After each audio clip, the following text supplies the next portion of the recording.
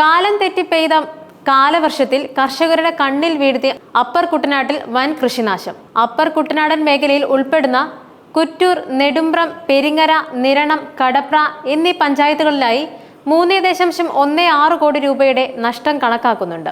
വേനൽ മഴയിൽ 96.8 ഹെക്ടറിലെ നെൽകൃഷി നശിച്ചു. 1.45 കോടി രൂപയാണ് കണക്കാക്കുന്ന നഷ്ടം. തിരുവല്ല കൃഷിഭവൻ പരിധിയിൽ 88.57 ലക്ഷം രൂപയുടെ, പെരിങ്ങരയിൽ 73.80 ലക്ഷത്തിന്റെയും, നെടുമ്പ്രത്ത് 69.52 രൂപയുടെയും, നിരണത്ത് 32.25 ലക്ഷം രൂപയുടെയും, കടപ്രയിൽ 26.44 ലക്ഷത്തിന്റെയും, കുറ്റൂരിൽ 25.65 രൂപയുടെയും, കുറ്റൂരിൽ 25.65 രൂപയുടെയും നഷ്ടമാണ് കൃഷി വകുപ്പ് കണക്കാക്കുന്നത്. കാലവർഷ ആരംഭത്തിൽ മഴയ്ക്കൊപ്പം വീശിയടിച്ച ശക്തമായ കാറ്റിൽ മേഖലയിലെ വാഴ, മരച്ചീനി എന്നീ വിളകൾക്ക് കാര്യമായ നാശം സംഭവിച്ചിരുന്നു.